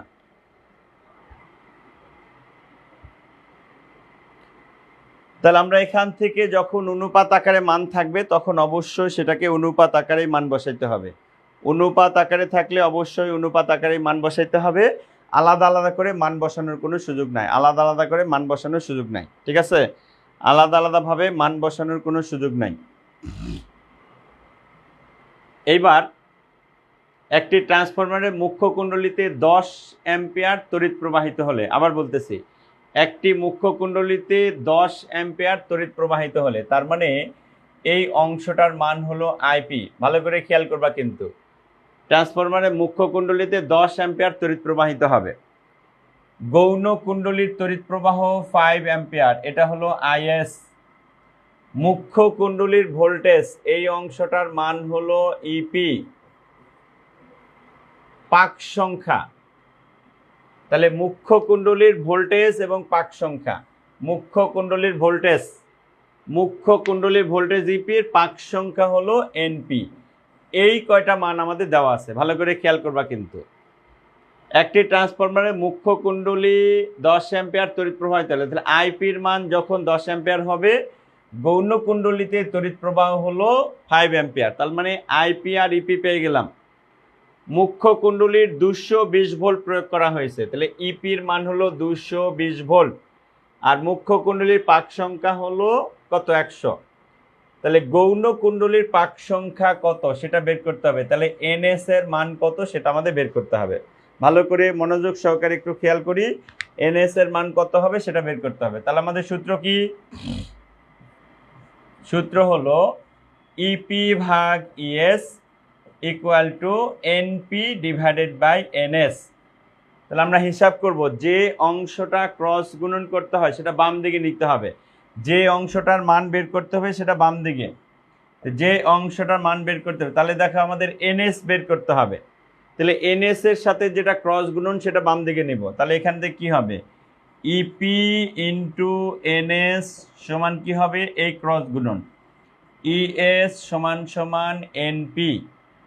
তাহলে এইবার বলো এনএস সমান সমান কি হবে, এনএস সমান এখানে হবে ES into NP divided by, এখানে চলে আসবে হলো ইপি। এবার এনএস সমান সমান মান বসাবো, দেখো ইএস এর মান আমাদের কত আছে, ইএস, হ্যাঁ হয় নাই, হ্যাঁ না, প্রবাহের সাপেক্ষে করতে হবে, সরি প্রবাহের সাপেক্ষে করতে হবে, কারণ ভোল্টেজ এখানে নাই, ভোল্টেজ নাই। তাহলে আমরা এখান থেকে যেটা করব, এখানে প্রবাহের সাপেক্ষে করতে হবে। তাহলে এখান থেকে এনএস ভাগ এনপি যদি করি, তাহলে এখানে আইপি ডিভাইডেড বাই আইএস, কারণ পাক সংখ্যার সাপেক্ষে আমার নিয়ে আসতে হবে, কারণ ভোল্টেজ তড়িৎ চালক শক্তি এস এর মান নাই। তাহলে যখনই এনএস বের করতে চাবো, তাহলে এনএস আর আইপি ব্যস্তানুপাতিক ভাবে আছে, তাহলে এনএস সমান সমান কি হবে, আইএস ভাগ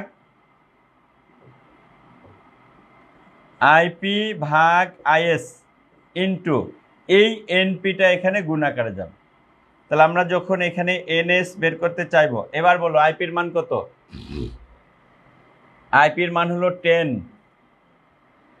আইএস এর মান 5 ইন্টু এনপির মান হলো 100, তাহলে এনএস ইকুয়াল টু 200, এনএস এর মান 200। দেখো আমরা বুঝছি কিনা, এনএস এর মান 200 হয়ে গেছে, এনএস এর মান 200, এনএস এর মান 200, বুঝছি?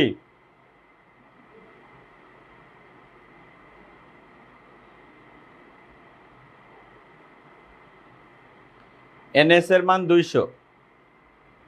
এখন বলতেছে দেখাও যে যন্ত্রটি ভোল্টেজ এবং তড়িৎ প্রবাহ উভয়ই রূপান্তর করে, ভোল্টেজ এবং তড়িৎ প্রবাহ, ভোল্টেজ এবং তড়িৎ প্রবাহ উভয়ই রূপান্তর করে। এখন যদি আমরা ইএস বের করতে চাই, তাহলে ইএস যদি বের করি, দেখো ইএস সমান কি হবে, ইএস ভাগ ইপি, ইএস ভাগ ইপি যদি লিখি, ইএস এর সাথে আই ব্যস্তানুপাতিক, তাহলে এখানে লিখবো আইপি ভাগ আইএস।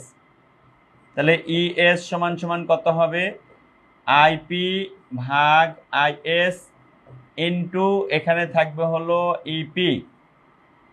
তাহলে ইএস সমান সমান কি হবে, ইএস সমান আইপি ভাগ আইএস, আইপির মান কত, আইপির মান হলো 10, আইএস এর মান কত 5 ইন্টু ইপির মান কত, ইপির মান হলো 220। তাহলে এইবার ইএস সমান কত হবে, 440 ভোল্ট। 440 ভোল্ট, দেখো আমরা বুঝতে পারছি কিনা। আমরা এনএস এবং ইএস বুঝতে পারলাম কিনা, এনএস এবং ইএস বুঝতে পেরেছি কিনা, এনএস ইএস বুঝতে পেরেছি কিনা।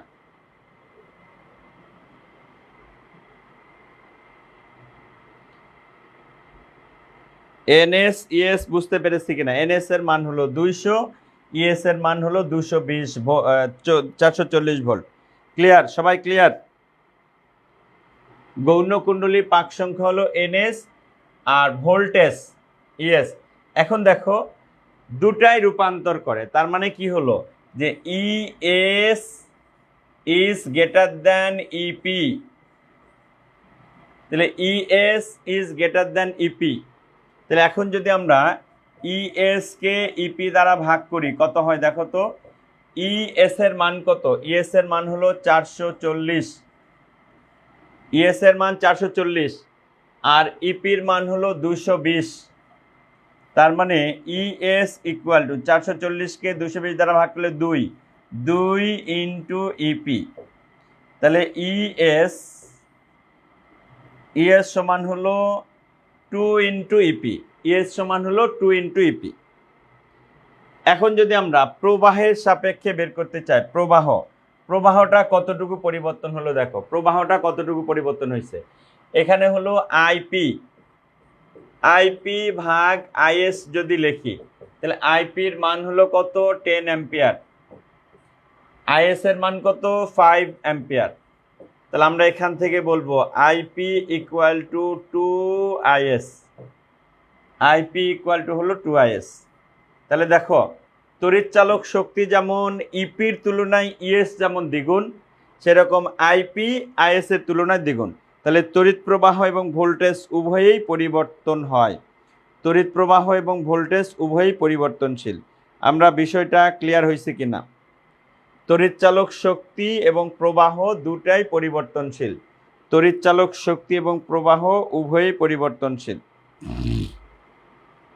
রূপান্তর মানে চেঞ্জ করে, যেমন তড়িৎ চালক শক্তি ইএস ইপি এর দ্বিগুণ, তাহলে ইএস যদি ইপি এর দ্বিগুণ হয় তাহলে আইপি আবার আইএস এর দ্বিগুণ। তাহলে একটার বিপরীত বলছিলাম না, তড়িৎ চালক শক্তি প্রবাহ হলো ব্যস্তানুপাতিক। তাহলে ইএস ইপির থেকে দ্বিগুণ হয়েছে, এই জন্য আইপি আবার আইএস থেকে দ্বিগুণ হয়েছে। আমরা বিষয়টা ক্লিয়ার হয়েছে কিনা? সবাই ক্লিয়ার? সবাই ক্লিয়ার? 100% সবাই বুঝছি? সবাই 100% বুঝছি কিনা?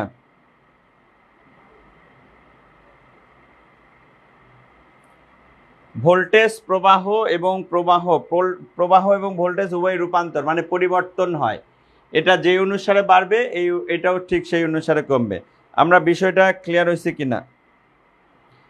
আচ্ছা, ক্লিয়ার হয়েছি। এবার পরের অংশে আসো। পরের অংশ কি বলা হয়েছে দেখো, একটি ট্রান্সফরমারে মুখ্য গৌণ কুণ্ডলীর পাক সংখ্যা হলো, তার মানে এটা হলো মুখ্য এনপি, এটা হচ্ছে এনপি, এটা হলো এনএস।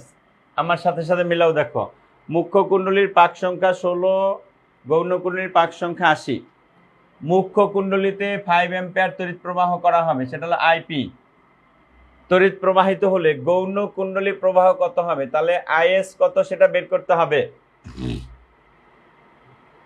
তারপরে কি বলা হয়েছে, উক্ত তথ্য থেকে দেখাও যে ট্রান্সফরমারের ক্ষমতা ধ্রুব থাকে, মানে পিপি ইকুয়াল টু পিএস, এটা আমাদের প্রমাণ করে দেখাইতে হবে। আর কি, মুখ্য কুণ্ডলীর ভোল্টেজ ইপি এর মান কত সেটা দেওয়া আছে। তাহলে আমরা প্রথম কোশ্চেনটার আগে অ্যান্সার করে নিই, আইএস কত সেটা বের করতে হবে, আইএস কত সেটা বের করতে হবে। ভালো করে খেয়াল করি, তাহলে আইএস যখন বের করতে চাইবো তাহলে আইএস ভাগ আইপি, তাহলে আইএস ভাগ আইপি যদি হয়, তাহলে আইএস ভাগ আইপি যদি হয়, তাহলে আইএস ভাগ আইপি হলে তাহলে অবশ্যই এখান থেকে কি হবে, এনপি ডিভাইডেড বাই এনএস। ভালো করে খেয়াল করি, আইএস ভাগ আইপি যখন হবে তখন এনপি ভাগ এনএস। তাহলে আমরা যদি এখানে আইএস বের করতে চাই তাহলে এখানে কি হবে, এনপি ভাগ এনএস ইন্টু আইপি, এখানে গুণ হয়ে যাবে। তাহলে আমরা এখান থেকে যেটা বলবো আইএস সমান সমান কি হবে, আইএস সমান এনপি ভাগ এনএস। ভালো করে খেয়াল করি, এনপি ভাগ এনএস। তাহলে এনপির মান কত? এনপির মান হলো 16, এনএস এর মান হলো 80 ইন্টু আইপি এর মান কত? আইপি এর মান হলো 5। তাহলে আমাদের আইএস ইকুয়াল টু কত হয়? আইএস ইকুয়াল টু কত হয় দেখো তো, আইএস ইকুয়াল টু কত হয়?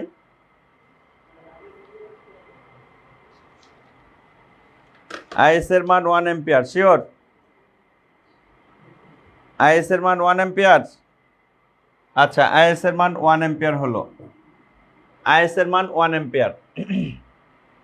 এখন ইপি তো আছে, তাহলে ইএস কত হবে সেটা বের করব। ইএস, ইএস সমান সমান যদি বলে তাহলে ইএস ভাগ ইপি, ইএস ভাগ ইপি সমান কি হবে? ইএস ভাগ ইপি সমান আমরা ডান দিকে লিখবো যে এন, তাহলে এখানে হবে এনএস ভাগ এনপি। তাহলে আমরা যদি এখানে ইএস বের করতে চাই তাহলে এখানে হলো এনএস ভাগ এনপি ইন্টু এখানে কি হবে? এটা হলো ইপি। তাহলে আমরা এখান থেকে যেটা বলবো ইএস সমান সমান কি হবে? এনএস ভাগ এনপি। এনএস এর মান কত? এনএস এর মান হলো 80, এনপির মান কত? এনপির মান হলো 16 ইন্টু ইপি এর মান কত? ইপির মান হলো 220।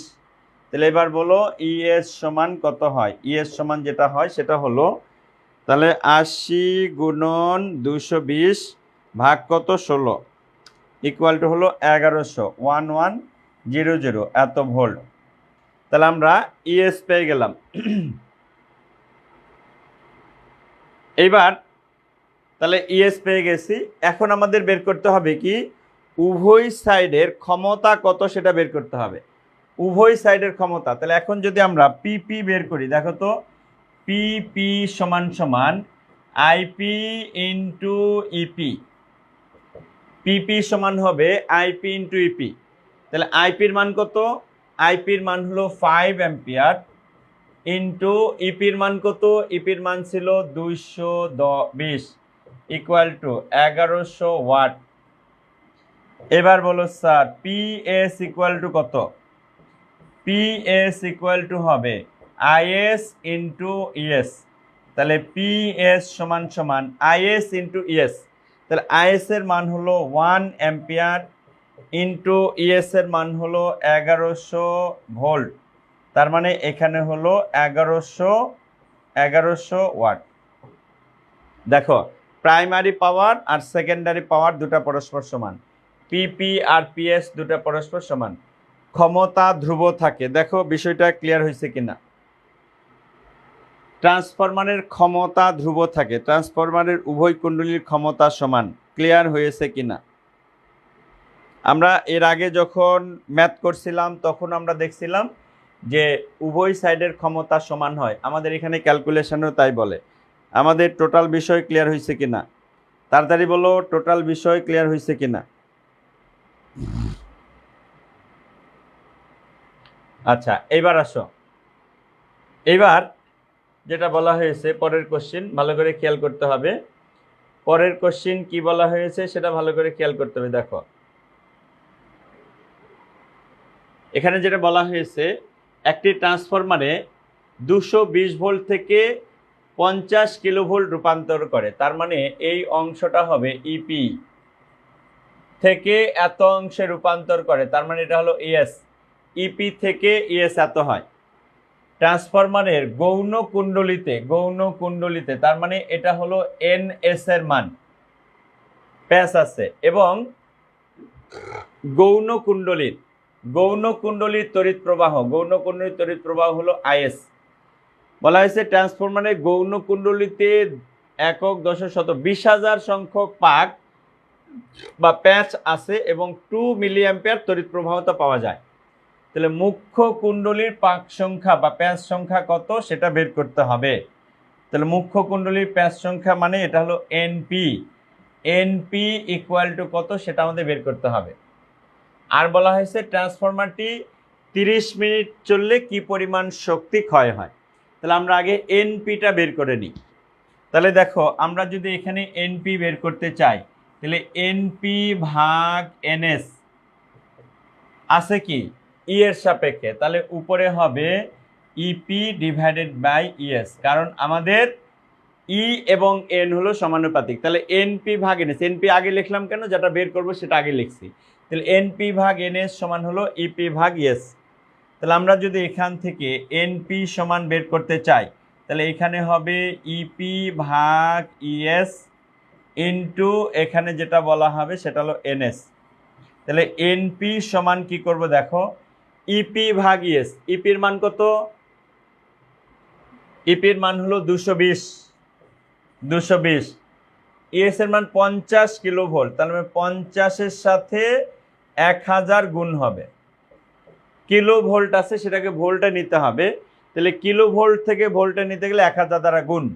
আর এনএস এর মান কত? এনএস এর মান 2 লেখে কয়টা শূন্য? 1 2 3 4, 1 2 3 4। তাহলে আমাদের এনপি কত সেটা বের করব। দেখো কত হবে, 2 2 0 গুণন 2 লেখে 4টা শূন্য, ভাগ করব কত দিয়ে? 50 গুণন 1000, 88। পাক সংখ্যা হলো 88টি। দেখো হয়েছে কিনা, পাক সংখ্যা হলো 88। আমরা বুঝতে পেরেছি কিনা? পাক সংখ্যা হলো 88।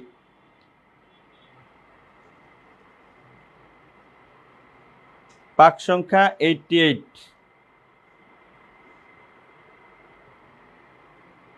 হয়েছে। 80 মানে 80 হবে। ট্রান্সফরমারটি 30 মিনিটে কি পরিমাণ শক্তি ক্ষয় করে?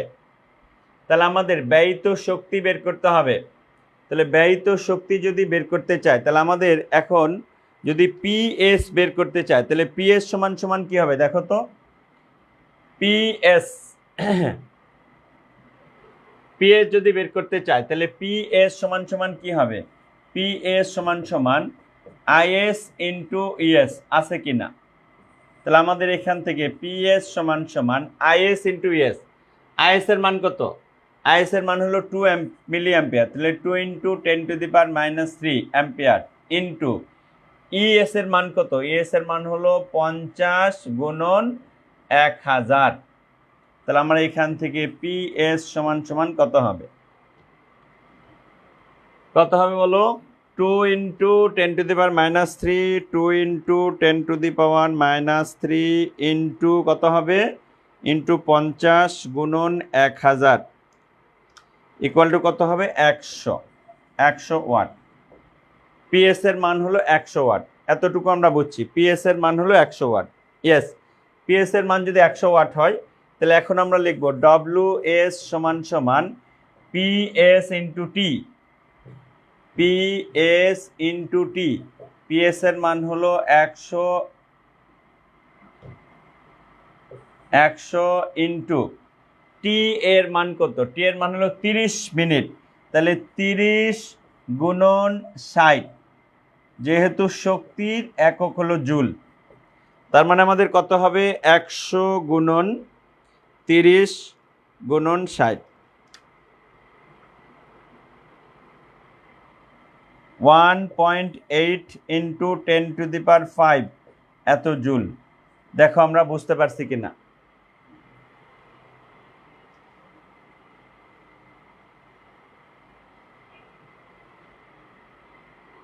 তড়িৎ শক্তি ক্ষয় মানে ব্যয়িত শক্তি কত সেটা বের করতে হবে। তাহলে ব্যয়িত শক্তির পরিমাণ হলো W = PT। যেমন P = W/T হয়, তাহলে সেরকম W = হবে PT। P = W/T হলে W = হবে PT। দেখো আমরা বুঝতে পেরেছি কিনা।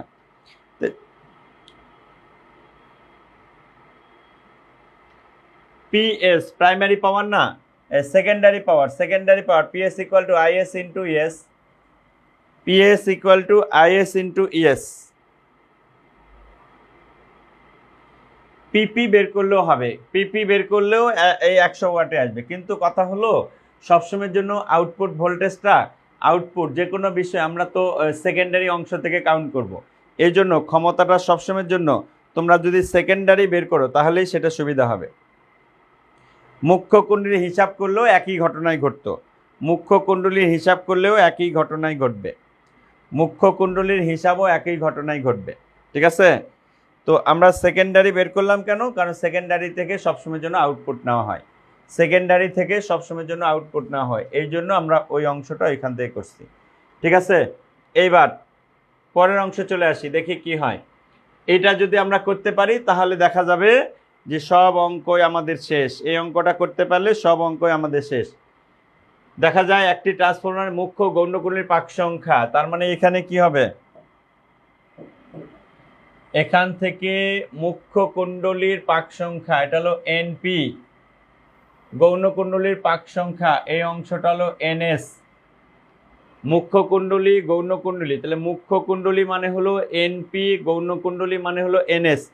এনপি এনএস পাইলাম, ভালো করে খেয়াল করবা। মুখ্য কুণ্ডলীর তড়িৎ প্রবাহ ও ভোল্টেজ, মুখ্য কুণ্ডলীর তড়িৎ প্রবাহ ভোল্টেজ, তার মানে এটা হলো তড়িৎ প্রবাহ আইপি, ভোল্টেজ এটা হলো মুখ্য কুণ্ডলীর তড়িৎ প্রবাহ আইপি, ভোল্টেজ হলো ইপি। এই হলো অবস্থা। দেখো একটি ট্রান্সফরমারের মুখ্য গৌণকুণ্ডলীর পাক সংখ্যা হলো এনপি, এখানে এনএস, মুখ্য কুণ্ডলীর তড়িৎ প্রবাহ হলো আইপি, আর ভোল্টেজ হলো ইপি।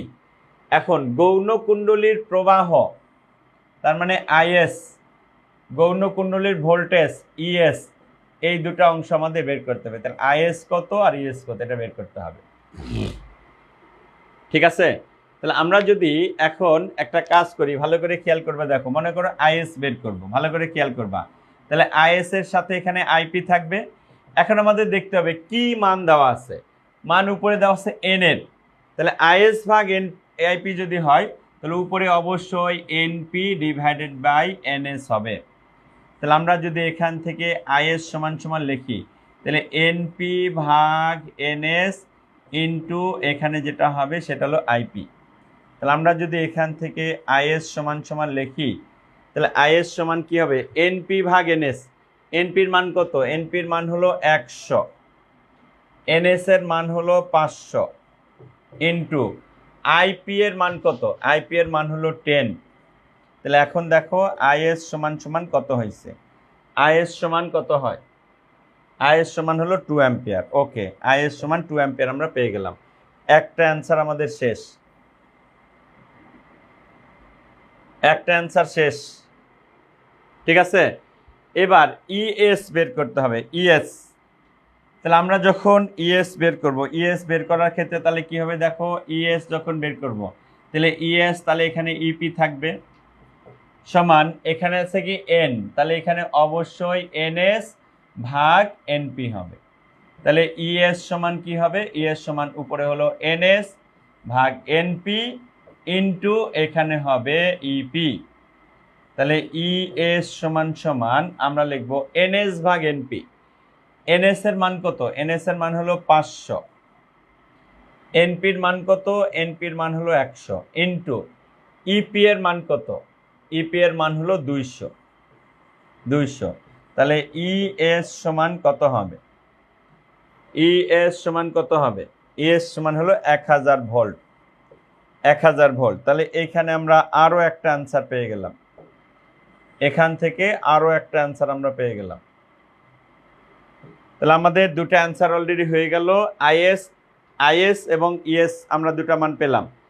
এখন বলা হয়েছে উভয় কুণ্ডলীর রোধের মান কত। উভয় কুণ্ডলীর রোধের মান যদি বলি, তাহলে এখানে যদি আরপি বলি, আরপি সমান সমান হবে ইপি ডিভাইডেড বাই আইপি। তাহলে আরপি সমান হলো ইপি ভাগ আইপি। ইপির মান কত? ইপির মান হলো 200 ভোল্ট, আইপি ইকুয়াল টু হলো 10 অ্যাম্পিয়ার। তাহলে 200 ভাগ 10 ইকুয়াল টু কত হয়? ইকুয়াল টু হলো 20 ওহম। এখানে হলো 20 ওহম। আর কি? আর আমরা বের করব আরএস। আরএস সমান সমান হলো ইএস ভাগ আইএস। ইএস এর মান আমরা বের করছি কত? ইএস এর মান বের করছি 1000 ভোল্ট ডিভাইডেড বাই আইএস বের করছি 2 অ্যাম্পিয়ার। তার মানে আরএস ইকুয়াল টু কত? আরএস ইকুয়াল টু হলো 500 ওহম। দেখো আমরা ক্লিয়ার বুঝতে পেরেছি কিনা, টোটাল বিষয়টা আমরা বুঝতে পেরেছি কিনা। আমাদের এখান থেকে আরও দুটো অ্যান্সার চলে আসছে। কি কি অ্যান্সার আসছে? আরও দুটো অ্যান্সার আসছে। একটা হলো আরপি এর মান, আর একটা আসছে হলো আরএস এর মান। দেখো চারটা অ্যান্সার আমাদের ক্লিয়ার হয়েছে কিনা, চারটা অ্যান্সার ক্লিয়ার হয়েছে কিনা, চারটা অ্যান্সারই ক্লিয়ার হয়েছে কিনা। আরপি আর আরএস বলতে যেটা বুঝালাম, দেখো আমরা যখন আরপি আরএস বলবো, আমরা ভি ইকুয়াল টু আই আর জানি কিনা, ভি ইকুয়াল টু আই আর জানি, ওহমের সূত্র অনুসারে জানি ভি ইকুয়াল টু আই আর। তাহলে আমরা এখানে স্যার ভি এর পরিবর্তে তো ই ব্যবহার করছি, তাহলে ই ইকুয়াল টু তাহলে আই আর, ক্রস গুণন করলে আই আর ইকুয়াল টু হবে ই, তাহলে আর সমান সমান কি হবে, আর সমান সমান ই ডিভাইডেড বাই আই। দেখো এই অংশটা আমরা কাজে লাগানোর চেষ্টা করছি। তাহলে যখন মুখ্য কুণ্ডলিতে বলছি তখন ইপি কে আইপি দ্বারা ভাগ করছি, আর গৌণ কুণ্ডলিতে ইএস কে আইএস দ্বারা ভাগ করছি। এই হলো পার্থক্য, আর কিছু নাই। দেখো আমরা টোটাল বিষয় ক্লিয়ার হয়েছে কিনা।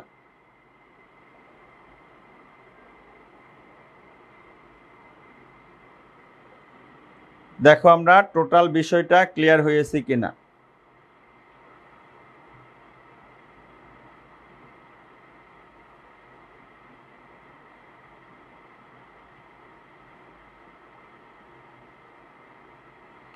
টোটাল বিষয় ক্লিয়ার হয়েছে কিনা।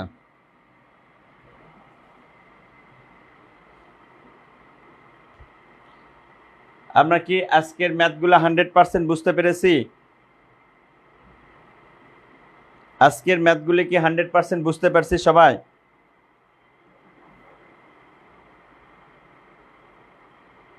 সবাই ম্যাথগুলি 100% বুঝতে পারছি কিনা?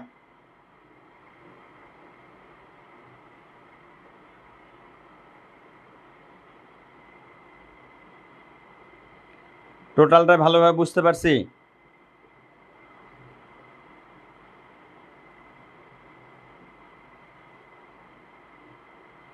ইনফিনিটি ইজ লিমিট, ওকে। আচ্ছা, এখন এই জাতীয় যে সৃজনশীলগুলো আছে সেই সৃজনশীলগুলোকে আমরা করতে পারবো?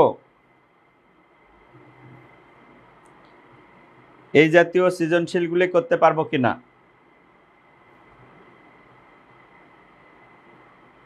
আচ্ছা পারবো, তাহলে ঠিক আছে। আগামী শুক্রবারে আমরা করব এই টাইপের সৃজনশীল, আর পরের শনিবারে করব হলো বহু নির্বাচনী। 3টা ক্লাস নেব এখানকার। শুক্রবারে সৃজনশীল আর শনিবারে হলো বহু নির্বাচনী প্রশ্ন। তোমরা সবাই রেডি থাকবা, সবাই রেডি থাকবা।